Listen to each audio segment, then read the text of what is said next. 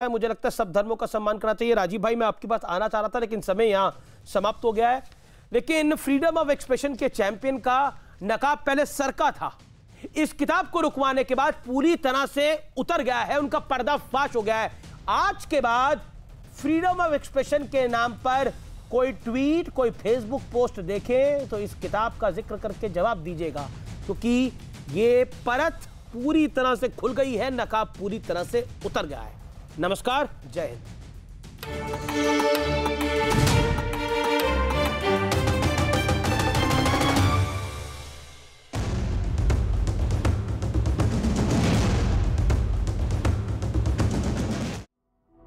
नमस्ते। किम की कातिल बहन अमेरिका से लेकर यूरोप तक, जापान से लेकर दक्षिण कोरिया तक की खुफिया एजेंसियां उत्तर कोरिया पर नजर गड़ाए हुए हैं। उत्तर कोरिया में किम जोंग उन के बुरी तरह बीमार होने की अटकलों के बीच उनकी छोटी बहन किम यो जोंग की सक्रियता ने सबके होश उड़ा दिए। किम जोंग उन की बहन के हुक्म पर उत्तर कोरिया में जो कुछ हो रहा है, उससे यही संकेत मिल रहा है कि उत्तर कोरिया किसी भी दिन पूरी दुनिया का सिरदर्द बढ़ा सकता है। उत्तर कोरिया में सत्ता परिवर्तन की आहट गूंज रही है। अमेरिकी सेना के एक रिटायर्ड कर्नल हैं, डेविड मैक्सवेल, जिन्होंने 21 साल पहले अमेरिकी रक्षा मंत्रालय के लिए प्लान बनाया था कि अगर उत्तर कोरिया में अचानक सत्ता परिवर्तन हो तो अमेरिका की रणनीति क्या होनी चाहिए। कर्नल मैक्सवेल को उत्तर कोरिया मामलों का जानकार माना जाता है। उन्होंने आगाह किया है कि अगर उत्तर कोरिया की तानाशाही की बागडोर किम जोंग उन की बहन के हाथों में आई तो अमेरिका और दक्षिण कोरिया पर खतरा बढ़ना तय। ऐसा इसलिए क्योंकि किम यो जोंग अपने भाई, पिता और दादा से कई गुना ज्यादा जालिम है। किम जोंग उन के लापता होने के बाद किम यो जोंग ने इसकी झांकी भी दिखा दी। उत्तर कोरिया में भोजन का संकट है, जिससे निपटने के लिए वहां पालतू कुत्तों को मारकर खाने का हुक्म किम यो जोंग ने ही दिया था। खबर है कि उत्तर कोरिया की समुद्री सीमा में घुसे चीन के मछुआरों की नाव पर गोलीबारी हुई। इसमें उत्तर कोरिया के सैनिकों की गोलियों से चीन के 3 मछुआरे मारे भी गए। इस घटना को उत्तर कोरिया की पहली महिला तानाशाह मानी जा रही किम यो जोंग के संदेश के तौर पर देखा जा रहा है। संदेश यह कि उत्तर कोरिया का दोस्त कौन है और दुश्मन कौन है, अब इसका फैसला किम यो जोंग करेंगे। किम Yo Jong, Kim Jong Un की बहन। उत्तर कोरिया में किम जोंग उन को लेकर इतना सन्नाटा क्यों है? वहां के सैनिकों के लिए एक 1.5 घंटे की फिल्म बनाई गई। उस फिल्म को बनाने और सैनिकों को दिखाने का मकसद क्या है? इन तमाम सवालों के जवाब टुकड़ों में बिखरे हुए हैं। उन कड़ियों को जोड़कर ही उत्तर कोरिया के वर्तमान और भविष्य की तस्वीर बनाई जा रही है, और सब देशों का इससे लेना देना। अभी छोटा सा ब्रेक लेते हैं। ब्रेक के बाद बताएंगे कि किम जोंग उन की छोटी बहन कौन सा खेल खेलने में जुटी है। कोरिया के तानाशाह किम जोंग उन का कुछ पता नहीं कि वो कहां है। 26 जुलाई को आखिरी बार उत्तर कोरिया की सरकारी मीडिया उनकी तस्वीर जारी की, जिसमें वो अपने कुछ खास फौजी अफसरों को पिस्तौल देते दिखे। अब कोई कह रहा है कि किम जोंग उन कोमा में है, कोई कह रहा है उनकी मौत हो चुकी है। सच्चाई क्या है ये किसी को नहीं मालूम, पता हो भी नहीं सकता, क्योंकि आज तक कोई ये नहीं जान पाया कि किम जोंग उन पैदा कब हुए थे। उम्मीद थी कि किम जोंग उन अगर सही सलामत हैं तो 25 अगस्त को सामने आ सकते हैं। ये तारीख उत्तर कोरिया के लिए बड़ी खास है। उत्तर कोरिया में 25 अगस्त को डे ऑफ सोंगन मनाया जाता है, जिसका मतलब है सेना सबसे पहले। 60 साल पहले 25 अगस्त को ही किम जोंग उन के पिता किम जोंग इल पहली बार उत्तर कोरिया की सेना की टैंक डिवीजन का मुआयना करने गए थे। किम जोंग उन ने ही 25 अगस्त को उत्तर कोरिया का राष्ट्रीय त्योहार का उस दिन को उत्तर कोरिया को के राष्ट्रीय त्योहार का दर्जा दिया। इस साल वो खुद इस त्योहार से नदारत थे। इसे भी उनके कोमा में होने या फिर उनकी मौत हो जाने की निशानी माना। फिर यह सवाल उठा कि अगर किम जोंग उन इस दुनिया में नहीं है तो फिर उत्तर कोरिया के लोग शोक मनाने के बजाय राष्ट्रीय त्योहार कैसे मना रहे हैं? इसका जवाब उत्तर कोरिया से जान बचाकर दूसरे देशों में पनाह ले चुके लोगों के हवाले से सामने आया है।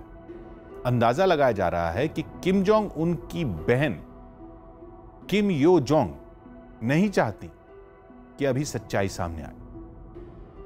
किम यो जोंग को बगावत का डर है, इसलिए भाई की मौत का ऐलान करने से पहले किम यो जोंग उत्तर कोरिया की सरकार और वहां की सेना पर अपनी पकड़ मजबूत कर लेना चाहती। उत्तर कोरिया की अंदर की खबर रखने वालों को ऐसा ही महसूस हो रहा है। अमेरिका में द फ्लेचर स्कूल में कूटनीति के प्रोफेसर सुंग युन ली का दावा है कि इस साल मार्च से ही किम जोंग उन की बीमारी की खबरें आनी शुरू हुई और तभी से उनकी बहन किम यो जोंग ने धीरे धीरे सत्ता की कमान अपने हाथों में लेनी शुरू कर दी। प्रोफेसर ली के मुताबिक बीच बीच में किम जोंग उन की तस्वीरों का प्रकट होना भी किम यो जोंग की चाल हो सकती, ताकि उत्तर कोरिया के लोगों को यह भरोसा दिया जा सके कि वो जो कुछ कर रही हैं वो अपने भाई की मर्जी से कर रही। जॉर्ज बुश की सरकार में अमेरिका की राष्ट्रीय सुरक्षा परिषद में एशियाई मामलों के निदेशक रहे विक्टर चा को भी ऐसे ही लगता। किम यो जोंग को अंदेशा है कि एक झटके में किम जोंग उन की जगह उन्होंने खुद को तानाशाह घोषित किया तो उनके चाचा किम प्योंग इल उनके लिए चुनौती पेश कर सकते। इसलिए वो किम जोंग उन की गुमशुदगी को रहस्य बनाए रखना चाहती। किम जोंग उन के नाम पर किम यो जोंग ने अपना जालिम चेहरा भी दिखाना शुरू कर दिया। पालतू कुत्तों को मारकर खाने का आदेश उसी की एक झलक है। माना जा रहा है कि अगर वाकई किम यो जोंग उत्तर कोरिया की तानाशाह बन चुकी तो जल्द ही उत्तर कोरिया में परमाणु बम या मिसाइलों का परीक्षण शुरू हो जाएगा, ताकि किम यो जोंग वहां की जनता और सेना के अधिकारियों को यह संदेश दे सकें कि सनक और क्रूरता में वो अपने भाई से 4 कदम आगे हैं।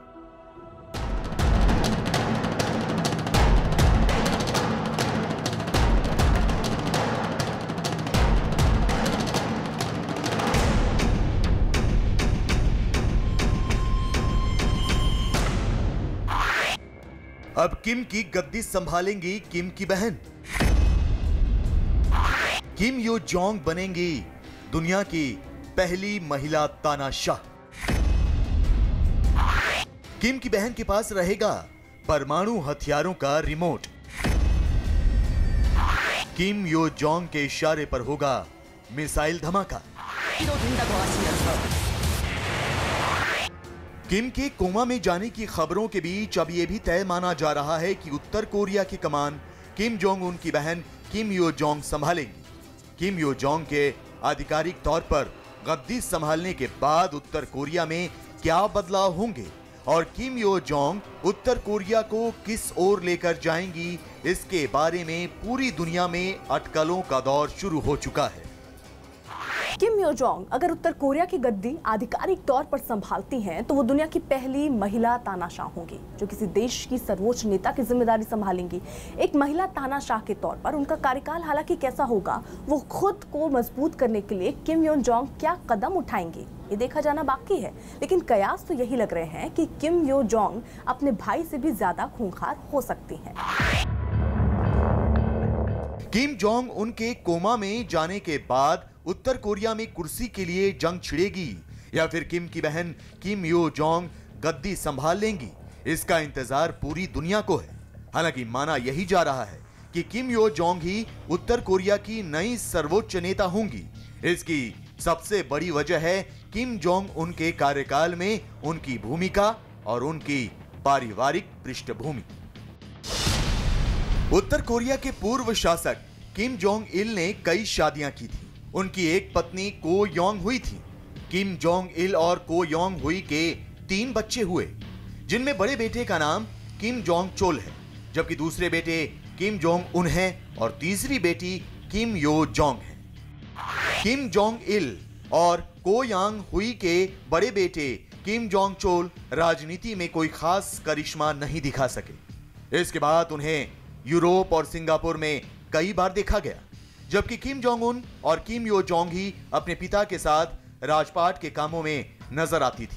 किम जोंग इल ने कई बार अपनी बेटी किम यो जोंग को अपने दोनों बेटों से ज्यादा समझदार बताया है। मेरी सबसे छोटी बेटी किम यो जोंग राजनीति और कूटनीति के नियमों की बारीकी को काफी बेहतर ढंग से समझती है और उसकी सियासी समझ भी बहुत तेज है। किम जोंग इल ने भले ही अपनी बेटी को राजकाज के लिए काबिल माना हो, लेकिन उन्होंने सिंहासन पर बेटी को बिठाने के बजाय बेटे को ही आगे बढ़ाया और किम यो जोंग को अपने भाई की परछाई बना दिया। किम जोंग इल की मौत के बाद किम जोंग उन ने गद्दी संभाली तो भी उनकी बहन किम यो जोंग परछाई की तरह अपने भाई के साथ नजर आती थी। इसलिए यह माना जा रहा है कि किम जोंग उनके बाद गद्दी की दावेदार किम यो जोंग ही हैं और अब अगर वो गद्दी संभालती हैं तो वो दुनिया की पहली महिला तानाशाह होंगी। चाहे वो नॉर्थ कोरिया की वर्कर्स पार्टी हो या फिर नॉर्थ कोरिया के फॉरेन अफेयर्स हो, पॉलिट ब्यूरो हो, अमेरिका के साथ बातचीत हो, मिसाइल्स को छोड़ना हो, साउथ कोरिया के साथ तनातनी हो या कुछ फैसले लेने हो, हर प्रकार से नॉर्थ कोरिया के अंदर वो आगे आ चुके थे।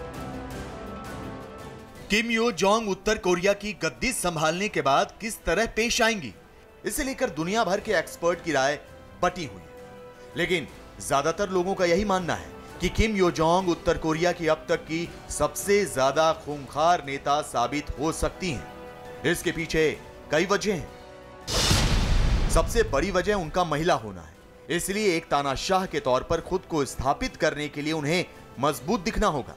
यही नहीं, महिला होने के नाते विद्रोह होने की संभावना भी ज्यादा रहेगी और उनके चाचा की प्योंग इल भी गद्दी के दावेदार हैं। ऐसे में किम यो जोंग को गद्दी पर पकड़ बनाने के लिए अपना डर कायम रखना होगा। इसके साथ ही पार्टी में मजबूत होने के लिए उन्हें विद्रोह करने वालों को मजबूती से दबाना होगा। साथ ही उन्हें यह भी साबित करना होगा कि वो किम जोंग उनसे ज्यादा ताकतवर है। इसलिए अपनी गद्दी को मजबूत बनाने के लिए किम Yo Jong Kim Jong Un से भी ज्यादा खतरनाक हो सकती हैं। एक महिला तानाशाह के तौर पर खुद को स्थापित करना किम यो जोंग के लिए सबसे बड़ी चुनौती होगी। इसके लिए वो कई बड़े और क्रूर फैसले तो लेंगी ही, साथ ही पार्टी और सरकार में अपना खौफ पैदा करने के लिए विद्रोह को ऐसी सजा दे सकती हैं जिसमें दूसरों में डर पैदा हो।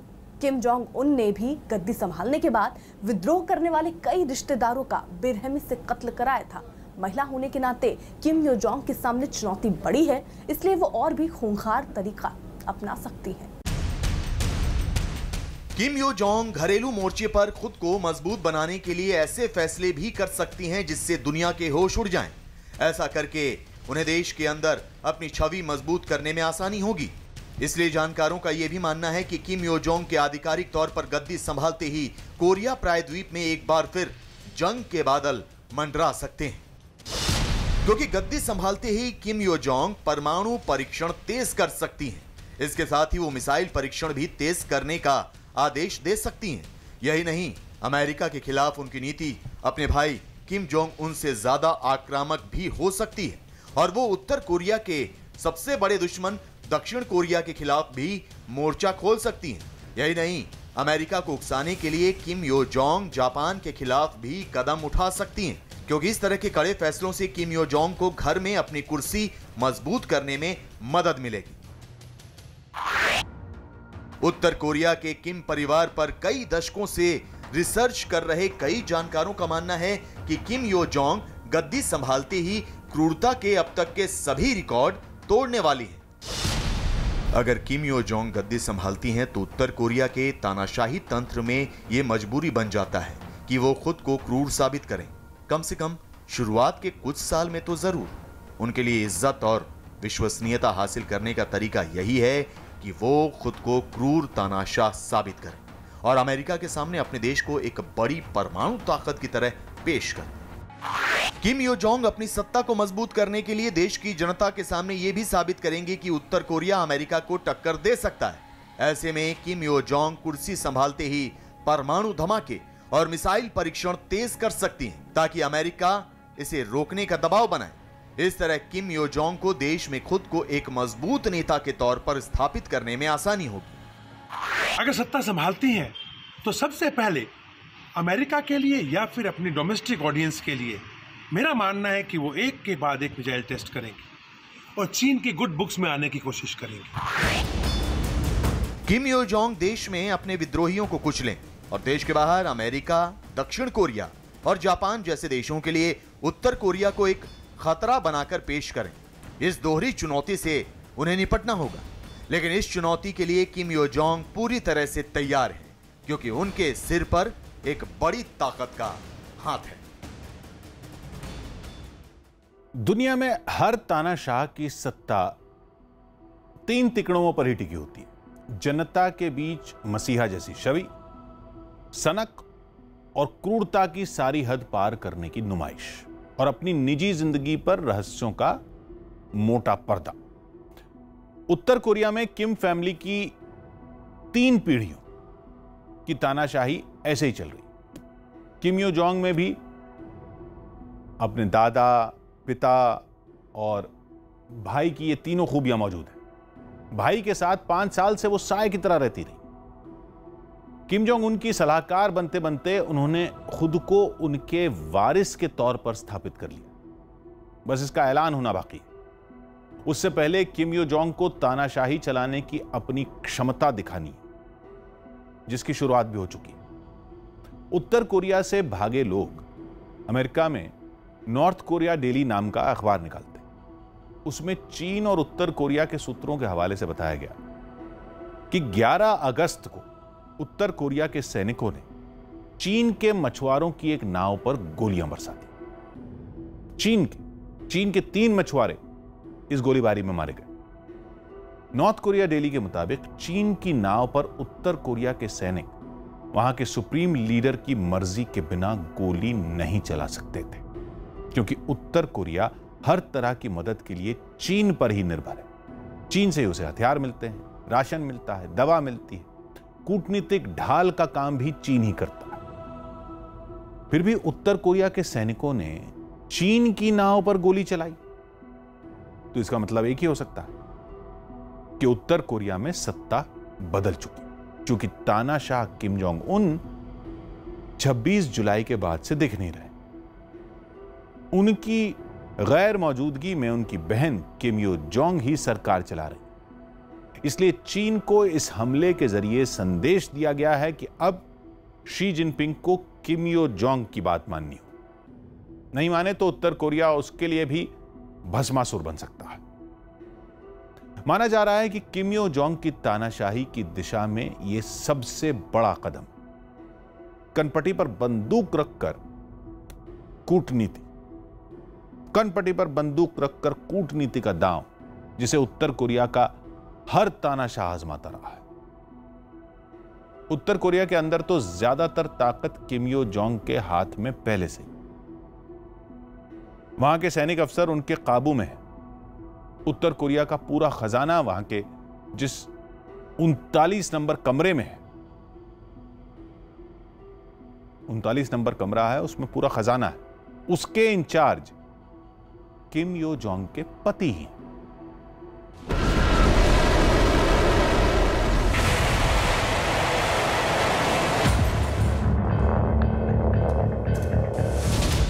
किम यो जोंग ने दिखाई ताकत।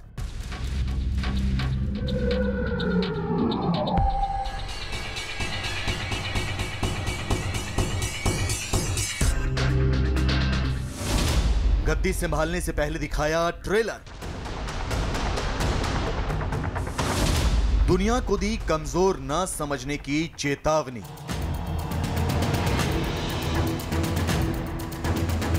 किम यो जोंग ने अभी भले ही आधिकारिक तौर पर कुर्सी ना संभाली हो, लेकिन उन्होंने ये एहसास दिलाना शुरू कर दिया है कि वो अब उत्तर कोरिया की गद्दी पर बैठने वाली हैं और वो ही दुनिया की पहली महिला तानाशाह बनेंगी। इसके लिए किम यो जोंग ने सबसे पहले समंदर में अपनी ताकत की नुमाइश की है, वो भी ऐसी जिसे सुनकर ही दुनिया दहल गई है। उत्तर कोरिया यूं तो चीन के दम पर अमेरिका जैसे देशों को आए दिन धमकी देता रहता है, लेकिन किम यो जोंग ने सत्ता में आते ही जिस तरह से चीन को आंख दिखाई है, उससे साफ है कि वो संदेश ये देना चाहती हैं कि उनको कम करके आंकना किसी को भी भारी पड़ सकता है। उत्तर कोरिया के सैनिकों ने जिस तरह से चीन के 3 मछुआरों को गोली मारकर मौत के घाट उतारा है, उससे हर कोई हैरान है, सकते में है। माना यह जा रहा है कि उत्तर कोरिया ने ये कदम इसीलिए उठाया है क्योंकि किम यो जोंग अपनी ताकत की नुमाइश इस आदेश के माध्यम से कर सके।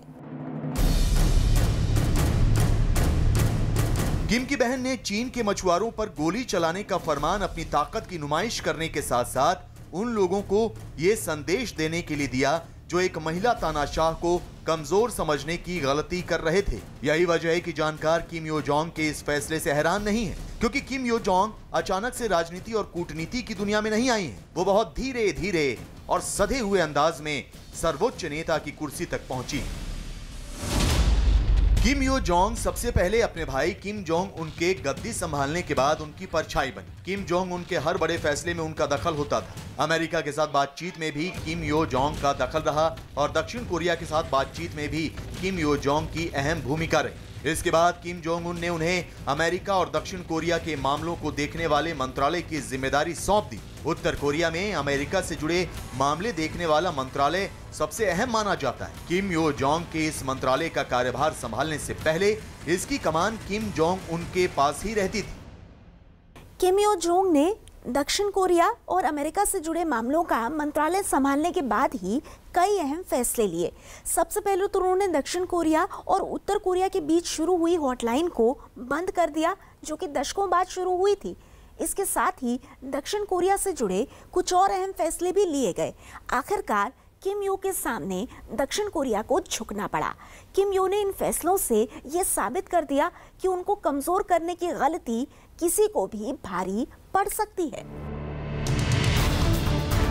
किम जोंग उन के कुर्सी पर रहते हुए भी किम यो जोंग उत्तर कोरिया में दूसरी सबसे ताकतवर शख्स समझी जाती थी। अब किम जोंग उन कोमा में जा चुके हैं तो उन्हें ही गद्दी का दावेदार और सबसे काबिल नेता माना जा रहा है। इसकी एक बड़ी वजह यह भी है कि चीन भले ही किम जोंग उन को अपना दोस्त बताता रहा हो, लेकिन Xi Jinping Kim Jong Un को कुर्सी से हटाना चाहते थे। इसलिए यह भी माना जा रहा है कि किम जोंग उन को कमजोर कर किम यो जोंग को मजबूत बनाने के पीछे चीन का भी हाथ है, क्योंकि किम जोंग उन ने 2017 में मिसाइल परीक्षण किया था। इस मिसाइल परीक्षण से पहले चीन को खबर नहीं दी गई थी। शी जिनपिंग ने किम की इस हरकत को अपना अपमान मान लिया और किम के मिसाइल परीक्षण करने से शी नाराज हो गए। यही नहीं, इसके बाद मछुआरों को लेकर भी चीन से किम की अनबन हुई।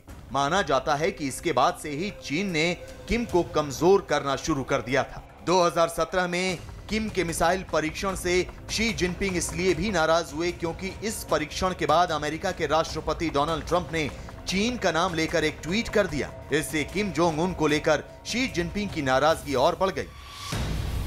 उत्तर कोरिया ने चीन की आशाओं और अपेक्षाओं का अपमान किया है। किम जोंग उन ने मिसाइल का असफल परीक्षण कर चीन के राष्ट्रपति शी जिनपिंग का घोर अपमान कर दिया है। यह बहुत बुरा हुआ है।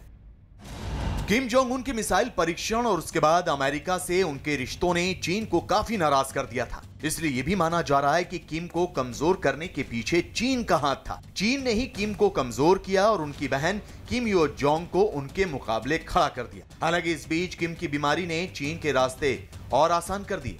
जिस प्रकार से किम जोंग उन सन की तानाशाह ने अमेरिका के साथ एक तरीके से चीन के साथ मिलकर के एक तनातनी का माहौल बना रखा था, उनकी छोटी बहन किम यो जोंग भी उसी राह पर चलेंगी।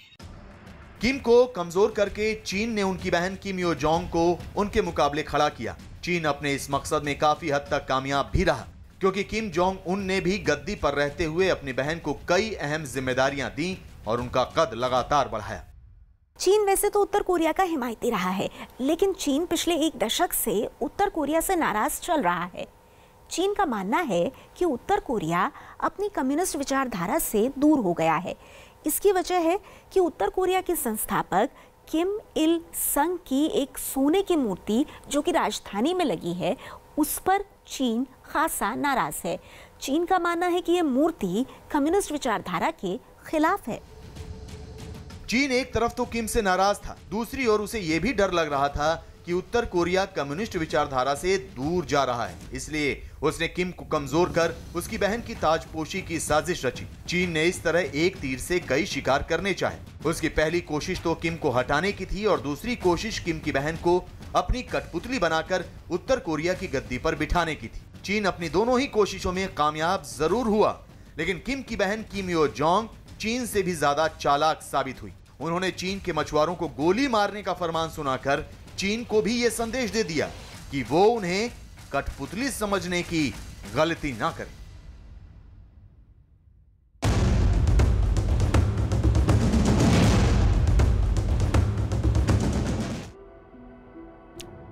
पाकिस्तान की अर्थव्यवस्था कर्ज, उधारी और खैरात पर चल रही। अभी कुछ दिन पहले ही सऊदी अरब ने अपना उधार चुकाने का नोटिस दिया था, जिसके बाद पाकिस्तान के army chief general Qamar Javed Bajwa थोड़ा वक्त मांगने के लिए सऊदी अरब भागे थे।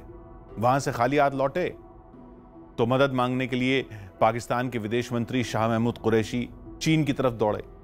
वहां चीन ने मदद के नाम पर पाकिस्तान को बर्बादी का सामान थमा दिया, वो भी पूरी कीमत वसूल कर।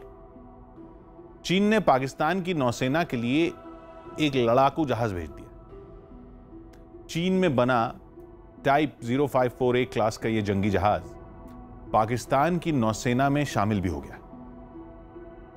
चीन ने पाकिस्तान को यह समझाकर यह जहाज बेचा है कि वो भारत के खिलाफ पाकिस्तान को मजबूत कर रहा है। पाकिस्तान इसे चीन की तरफ से मिला दोस्ती का तोहफा समझ रहा है, जबकि सच्चाई यह है कि चीन ने पाकिस्तान को यह जंगी जहाज मुफ्त में नहीं दिया है। उसने 20 करोड़ डॉलर यानी भारतीय रुपयों में करीब 1500 करोड़ का युद्धपोत बेचा है। एक जहाज की डिलीवरी हो गई है, ऐसे में 3 और जहाज अगले साल पाकिस्तान की नौसेना को मिल जाएंगे। मतलब कोरोना संकट की वजह से आर्थिक सुस्ती से जूझ रहे चीन ने पाकिस्तान को 6000 करोड़ रुपए का ग्राहक बना लिया। एक दिन पहले ही पाकिस्तान के प्रधानमंत्री इमरान खान डींगे हाँक रहे थे कि जुलाई में पाकिस्तान के चालू खाते में खर्चे से 42 करोड़ डॉलर की रकम ज्यादा इकट्ठा हो गई। चीन ने उससे करीब दुगनी रकम का हथियार बेच दिया। अब पाकिस्तान अपनी जमा पूंजी से चीन को की देनदारी चुकाए या फिर खुद को नीलाम करे, यह उसकी मर्जी है। चीन ने अपना उल्लू सीधा किया और पाकिस्तान इस पर भी गदगद है। जनरल बाजवा भी खुश हैं कि चीन से वो जैसा युद्धपोत चाहते थे वो मिल गया। पाकिस्तान को यह भी मुगालता है कि चीन का युद्धपोत मिलने के बाद अरब सागर में उसकी दादागिरी चलने लगी। ऐसी गलतफहमी उसे 1971 में भी थी। तब अमेरिका से मिली पनडुब्बियों और हथियारों के दम पर उसने भारत को आंखें दिखाने की जरूरत की थी, लेकिन तब न तो अमेरिका के हथियार काम आए, न ही अमेरिका से दोस्ती। उस वक्त पाकिस्तान की हालत पर तंज कसते हुए काका हाथरसी ने लिखा था कि अमेरिका ने हिंद को नहीं दिए हथियार, अमेरिका ने हिंद को नहीं दिए हथियार, ऐसी झूठी बात क्यों कहते हो बेकार। कहते हो बेकार दृश्य देखा जननन ने, कहते हो बेकार दृश्य देखा जनजन ने, मियां नियाजी की मार्फत भेजे निक्सन ने, नीची नजर किए सब सैनिक खड़े अभागे, ढेर लगा था जनरल मानिक शाह के आगे। अब पाकिस्तान उसी तरह की काठ की हांडी पर चीन की दोस्ती और उसके हथियार के बूते ख्याली पुलाव पकाने में जुटा। वहीं चीन युद्धपोत को पाकिस्तान को बेच रहा है, लेकिन माना यह जा रहा है कि जरूरत पड़ने पर वो इस युद्धपोत का इस्तेमाल फारस की खाड़ी में अपना दबदबा बनाने के लिए भी कर सकता है। वैसे भी पाकिस्तान का ग्वादर बंदरगाह तो चीन के ही कब्जे में है। वहां पर चीन अपने युद्धपोत तैनात करेगा तो दुनिया की आंखों में खटकेगा, लेकिन चीन का युद्धपोत पाकिस्तान की नौसेना के झंडे तले रहेगा तो चीन को दुनिया की आंखों में धूल झोंकने में आसानी हो।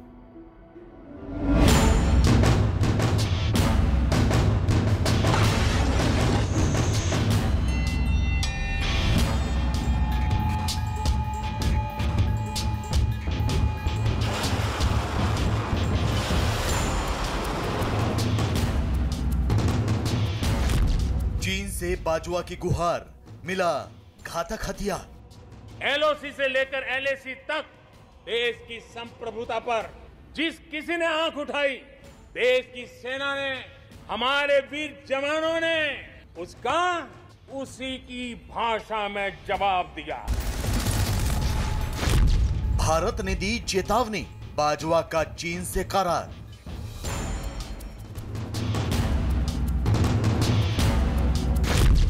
बिक गए बाजवा, खतरे में इमरान की सरकार।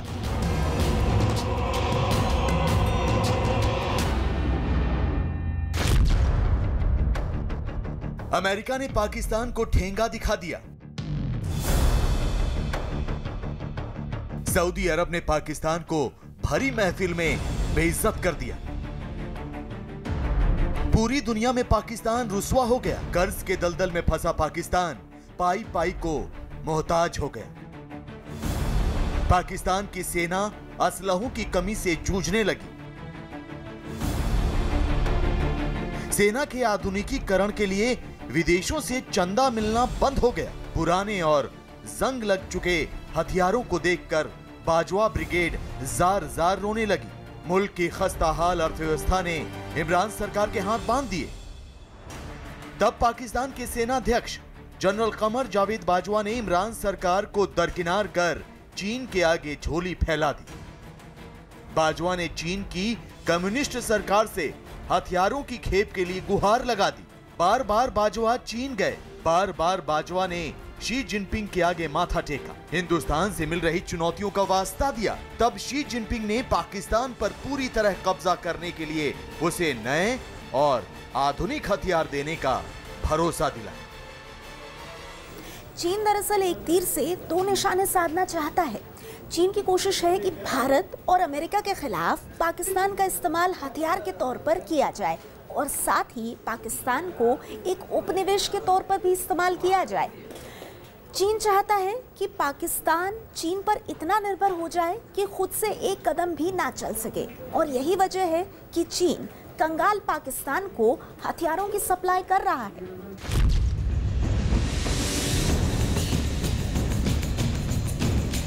एलएसी पर भारत के हाथों चीन ने मुंह की खाई। एलओसी पर पाकिस्तान को हिंदुस्तान ने सबक सिखाया। लिहाजा दोनों दुश्मन मुल्क यानी चीन और पाकिस्तान समझ गए कि भारत को घेरने के लिए एक ठोस रणनीति पर काम करना होगा। भारत पर दबाव बनाने के लिए जमीन, आकाश और समंदर में घेराबंदी करनी होगी।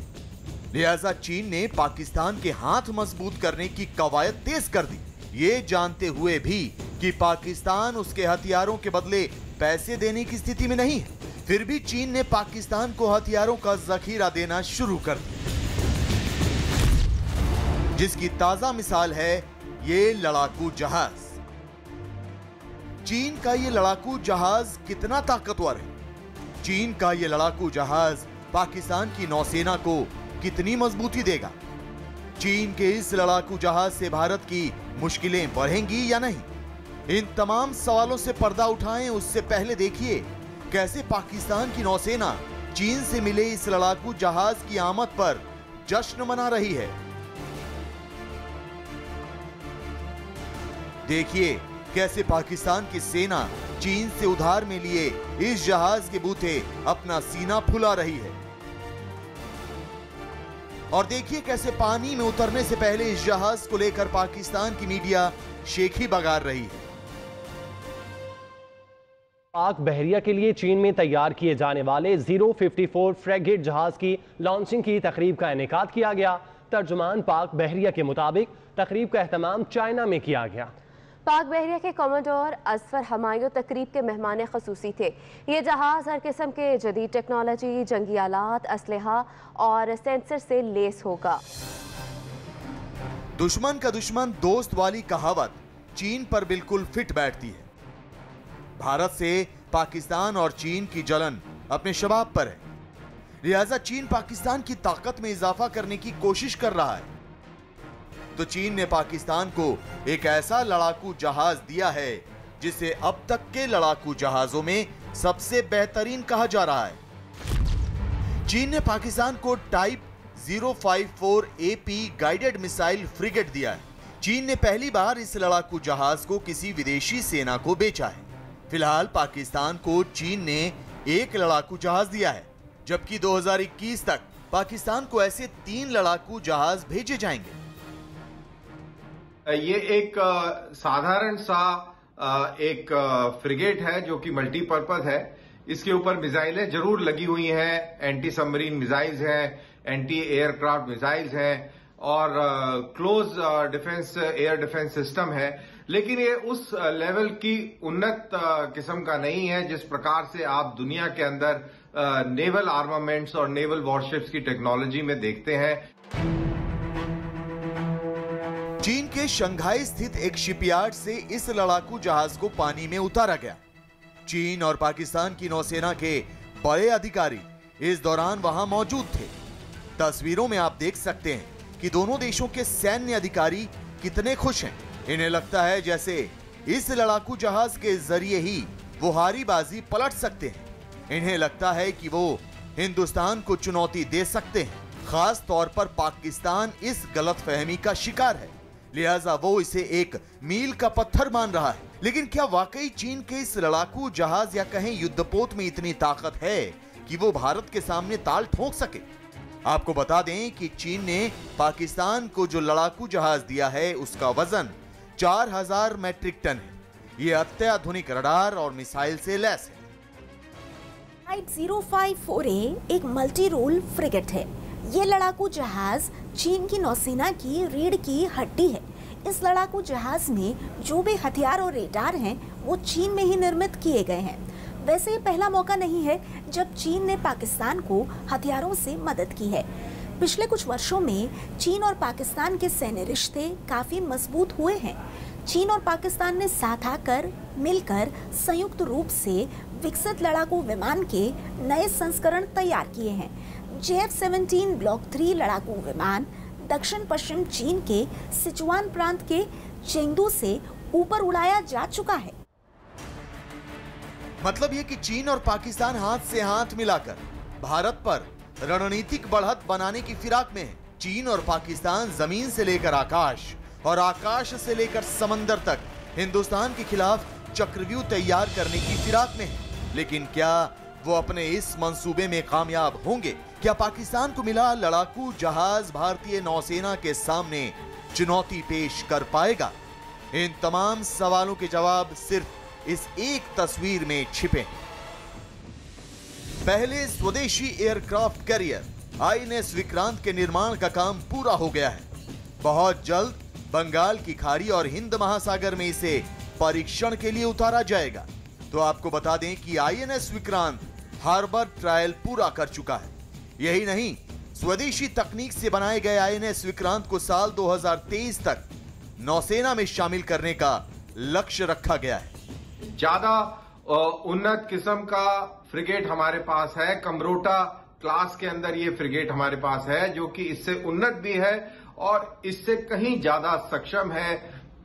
उसका इलेक्ट्रॉनिक मैग्नेटिक स्पेक्ट्रम की जो सिक्योरिटी है वो काफी सुदृढ़ है। जो उसकी नेटवर्किंग सिस्टम्स हैं वो काफी मॉडर्न है। जाहिर है समंदर के रास्ते भारत को घेरना मौजूदा परिस्थितियों में न चीन के लिए आसान काम है और न पाकिस्तान के लिए मुमकिन। भारत अपनी सीमाओं की हिफाजत के लिए मजबूत रक्षा कवच तैयार कर रहा है, जबकि भारत के साथ खड़ा अमेरिका भी चीन और पाकिस्तान को ध्यान में रखते हुए एशिया में अपनी सेनाओं की तैनाती बढ़ा रहा है।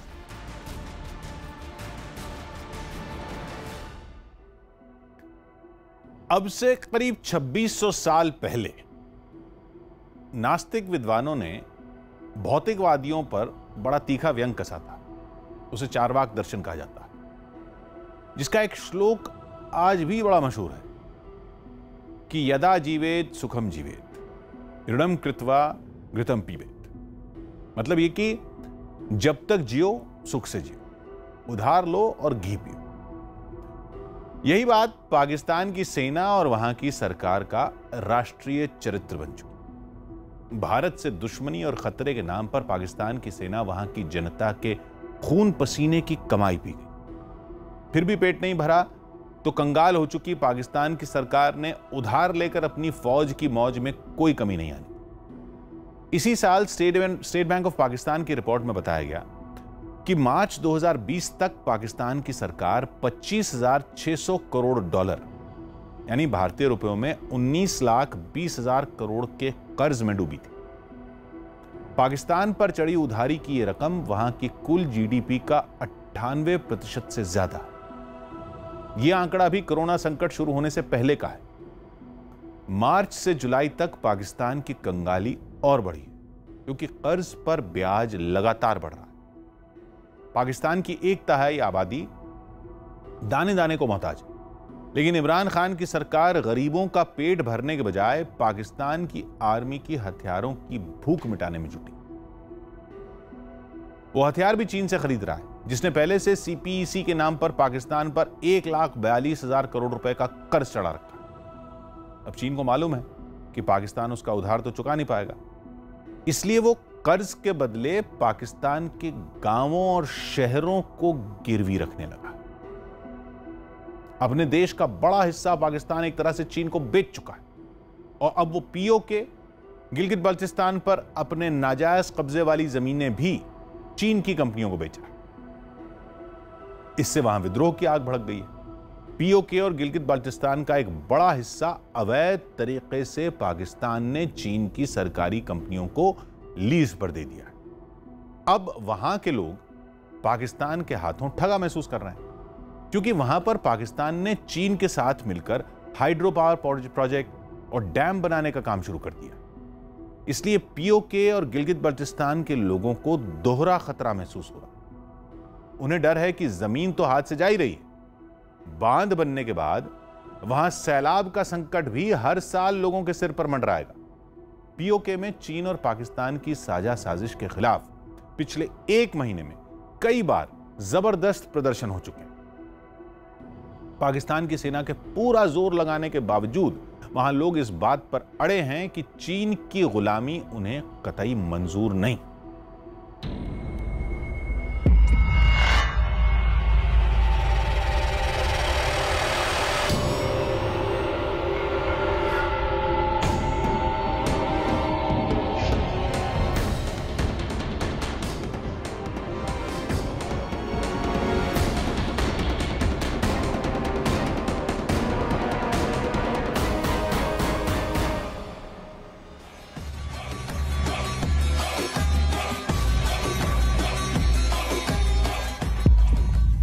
पाकिस्तान हुआ कंगाल, बाजवा हुए मालामाल।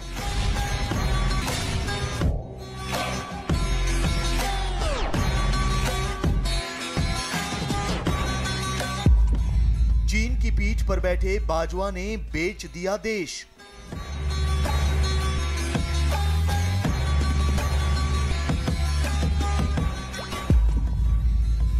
बाजवा का माइंड गेम, इमरान का गेम ओवर।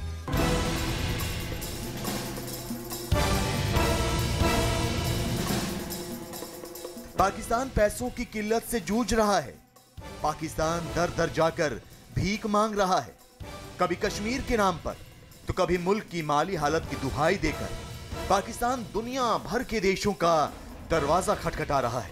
विश्व बैंक से लेकर एशियन डेवलपमेंट बैंक और IMF तक पाकिस्तान की सरकार पाई पाई के लिए नाक रगड़ रही है।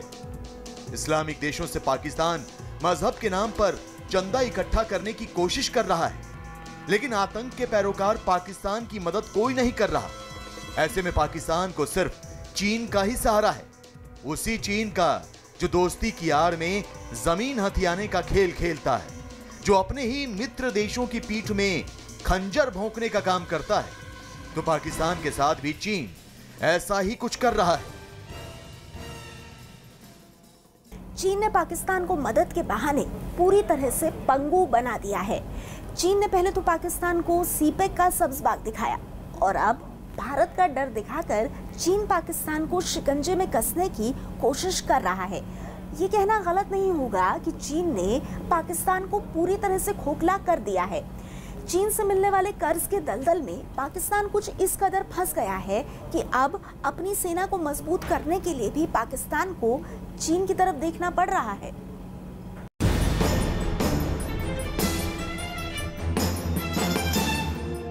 मतलब ये कि पाकिस्तान ने अपने ही पैरों पर कुल्हाड़ी दे मारी है।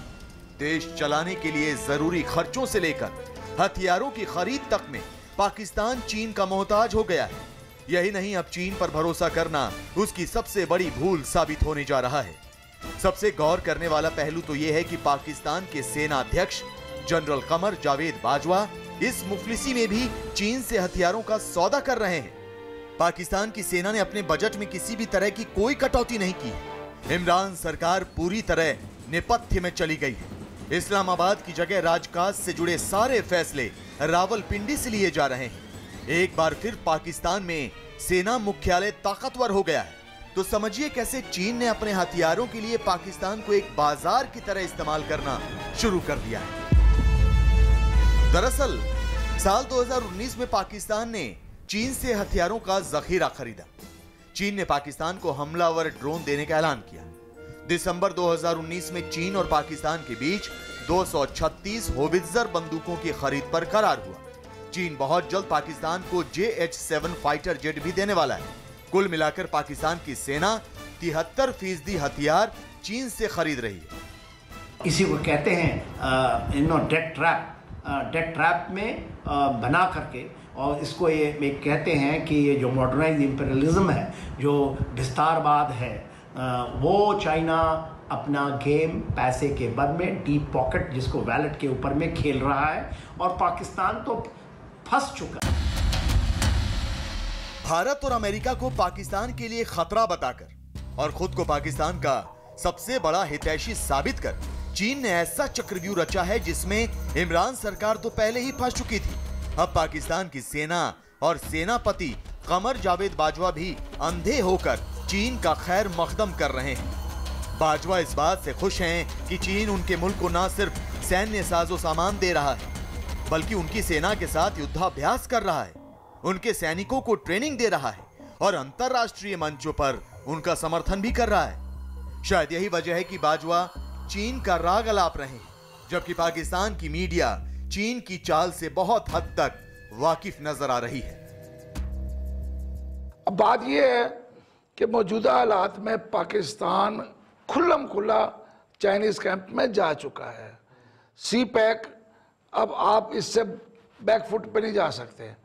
CPEC आपके सामने है, आपके साथ है, आपको भी नजर आ रहा है कि CPEC के रास्ते से जो ट्रेड होनी है उससे इस मुल्क में बहरहाल खुशहाली तो मुझे पता नहीं आएगी नहीं आएगी, लेकिन एक पैसा बहुत ज्यादा आएगा, इसमें कोई शक नहीं। पाकिस्तान और चीन के रिश्ते रणनीतिक साझेदारी से कहीं आगे बढ़ चुके हैं। चीन पाकिस्तान पर पूरी तरह से अपना आधिपत्य जमाना चाहता है, जिसमें वो बहुत हद तक कामयाब भी हो रहा है। पाकिस्तान का चीन के हथियारों का सबसे बड़ा आयातक बनना इसकी बानगी है। एक अमेरिकी वेबसाइट के मुताबिक साल 2000 से 2014 के बीच चीन के हथियारों की बिक्री का 42% हिस्सा पाकिस्तान ने खरीदा है। पाकिस्तान की थल सेना, नौसेना और वायुसेना चीन में बने हथियारों का ही इस्तेमाल करते हैं, लेकिन पाकिस्तान के हुक्मरान इस बात से अनजान हैं कि चीन ये हथियार देकर पाकिस्तान की मदद नहीं कर रहा है, बल्कि पाकिस्तान को कब्जे में लेने के लिए दबे पांव आगे बढ़ रहा है। वैसे चीन का पाकिस्तान में बढ़ता दखल भारत के लिए भी शुभ संकेत नहीं है। इससे पाकिस्तान के सामरिक ठिकानों पर भी चीन का नियंत्रण बढ़ सकता है। यही नहीं, पाकिस्तान चीन की बेल्ट एंड रोड इनिशिएटिव की वैश्विक मुहिम का भी हिस्सा है। चाइना पाकिस्तान इकोनॉमिक कॉरिडोर के तहत चीन पिछले 6 सालों में पाकिस्तान में करोड़ों रुपए का निवेश कर चुका है। चीन पाकिस्तान में सड़कें, बंदरगाह और पावर प्लांट का निर्माण कर रहा है, जबकि सबको पता है कि चीनी निवेश कर्ज में डूबे पाकिस्तान का बोझ और बढ़ाएगा। यही वजह है कि पाकिस्तान अधिकृत कश्मीर में विरोध की आवाजें बुलंद होने लगी हैं। चीन और पाकिस्तान की गठजोड़ के खिलाफ POK में बड़े पैमाने पर प्रदर्शन हो रहे हैं, मशाल रैली निकाली जा रही है।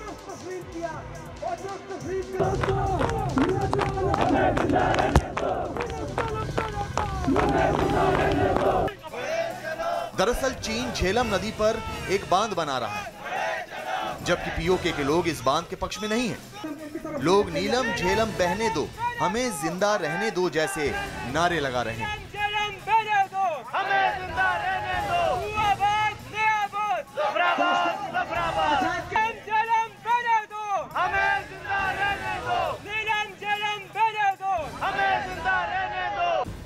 सीपेक को जरिया बनाकर पीओके और गिलगित बाल्टिस्तान के प्राकृतिक संसाधनों पर पाकिस्तान और चीन संयुक्त रूप से कब्जा करना चाहते हैं। लिहाजा कब्जे वाले क्षेत्रों में पाकिस्तान और चीन के खिलाफ नाराजगी बढ़ती चली जा रही है। आक्रोश की आग में पीओके से लेकर बलूचिस्तान तक का इलाका जल रहा है। लेकिन पाकिस्तान के सेनाध्यक्ष कमर जावेद बाजवा सत्ता की लालसा में इस कदर अंधे हो गए कि उन्हें जनता की आवाज सुनाई ही नहीं दे रही। उधर इमरान खान हैं जो पूरी तरह हाशिए पर चले गए। इन हालात में अगर कुछ सालों बाद पाकिस्तान में चीन